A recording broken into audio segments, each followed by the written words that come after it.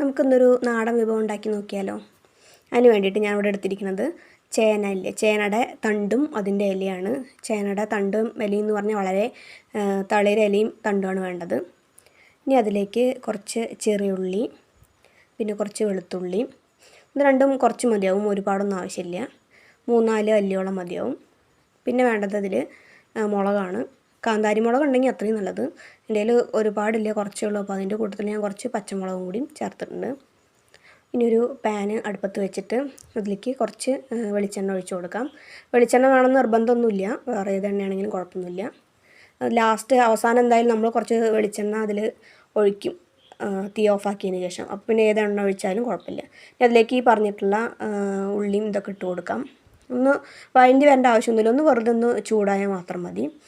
ഇനി നമുക്കതിലേക്ക് നേരത്തെ അരിഞ്ഞ് വെച്ചിട്ടുള്ള ചേനയും ചേനയുടെ തണ്ടും ഇലയും കൂടിയിട്ട് ഇട്ട് കൊടുത്തിട്ട് ആവശ്യത്തിന് ഉപ്പും ഇട്ട് കൊടുക്കാം.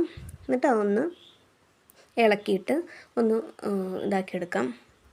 ഇനി അതിലേക്ക് കുറച്ച് മഞ്ഞൾപ്പൊടി ചേർത്ത് കൊടുക്കണം. വളരെ കുറച്ച് മതിയാവും, ഒരുപാട് ചേർത്ത് കൊടുത്താൽ അതിൻ്റെ കളറ് മാറിപ്പോവും. അതുകൊണ്ട് കുറച്ച് മഞ്ഞൾപ്പൊടി ഇട്ട് കൊടുത്തിട്ട് നന്നായി ഇളക്കിയതിന് ശേഷം ഇനി കുറച്ച് വെള്ളം ഒഴിച്ചാൽ, വളരെ കുറച്ച് വെള്ളം ഒഴിച്ചാൽ മതി, കാരണം അതിൽ ഓൾറെഡി വെള്ളം ഉണ്ടാവും, അതിൽ നിന്ന് വെള്ളം ഇറങ്ങും. അടച്ച് വെച്ചിട്ട് വേവിക്കാം.